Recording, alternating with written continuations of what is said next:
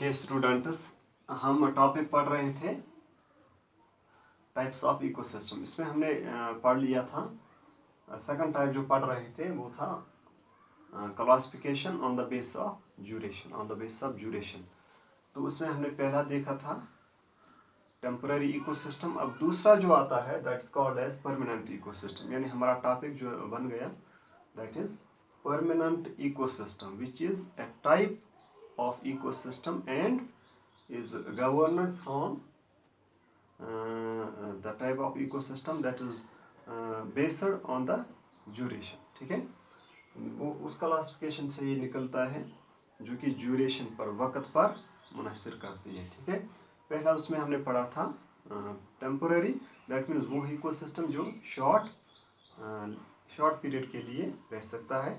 अब दूसरा जो है that is called as permanent ecosystem।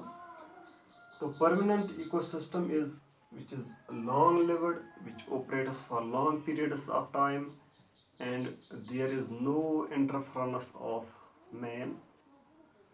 ये वो इकोसिस्टम है जो काफ़ी समय तक चल सकता है, उसकी उम्र काफ़ी लंबी होती है, बड़ी मुद्दत तक ये रह सकता है और इसमें ह्यूमन इंटरफेरेंस जो है वो नहीं होती है। ह्यूमन मुदाखलत से इस पर कोई असर ही नहीं पड़ता, अगर हो भी जाए तो ज़्यादा असर नहीं होता है क्योंकि ये नेचुरल, ये परमानेंट हैं। तो कुदरत के हिसाब से, नेचुरल हिसाब से ये फिर अपना फंक्शन चालू कर सकते हैं, ये अपने इस मदार पे आ सकते हैं, ये फिर भी जिंदा रह सकते हैं। ठीक है, यानी ह्यूमन इंटरफेरेंस इसमें नहीं होती है, हम उनके खिलाफ कुछ हमें नहीं करना होता है।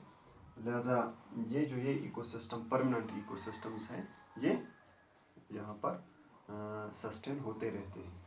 सो ये उनमें क्या क्या आता है, ये परमानेंट इकोसिस्टम जो है इसके दो काइंड्स हैं, खुद इसके दो काइंड्स हैं।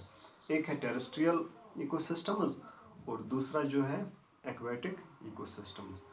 यानी टेरेस्ट्रियल मीन्स लैंड इकोसिस्टम्स और aquatic means, aqua means water, that means water ecosystem. ठीक है, टेरेस्ट्रियल मीन्स लैंड इकोसिस्टम्स।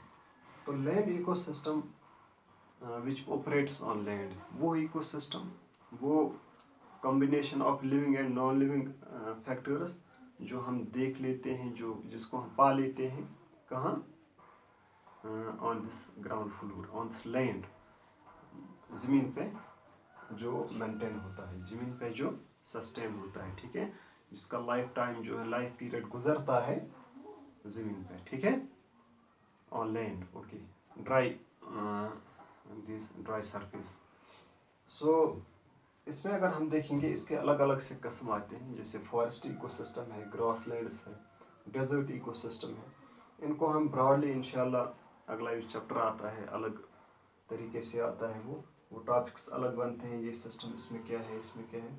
अलबत्ता यहाँ पर कहने का मकसद है, यहाँ क्लासिफिकेशन चलती है। ठीक है, क्लासिफिकेशन में ये आ जाता है कि ये टेरेस्ट्रियल इकोसिस्टम से ताल्लुक़ रखते हैं, टच करते हैं, जो हम इस लैंड पे देख लेते हैं। फॉरेस्ट इकोसिस्टम जिसे जंगलात हम देखते हैं, पेड़ पौधे हम देखते हैं, ठीक है, ये भी इसी लैंड पे उग जाते हैं, मुनहसर होते हैं। ठीक है, इसी लैंड पे ये ग्रो करते हैं। इसी तरह ग्रासलैंड इकोसिस्टम यानी छोटे छोटे जो जिनमें आते हैं, हरब आते हैं, श्रब्स आते हैं, वो ग्रासलैंड इकोसिस्टम में फॉल आउट होते हैं, तो वो भी इसी लैंड पर सर्वाइव करते हैं। इसी तरह डेजर्ट इकोसिस्टम्स जो हैं, यानी ऐसे इकोसिस्टम, ऐसे प्लांट्स हैं जो कहाँ पर सर्वाइव होते हैं, डेजर्ट्स में, रेगिस्तान में। ठीक है ना, यानी वहाँ पर भी अलग प्रकार के प्लांट्स होते हैं, एनिमल्स होते हैं, नेचुरल कंडीशंस होते हैं, क्लाइमेटिक कंडीशंस होते हैं, वो टच करती है किसके साथ, डेजर्ट इकोसिस्टम के साथ। इस तरह से ये बना लेते हैं, ये गठजोड़ तैयार कर लेते हैं इन टेरेस्ट्रियल इकोसिस्टम। उस इकोसिस्टम में ये सब टच करते हैं, ये इसके पार्ट्स बन जाते हैं। ओके, तो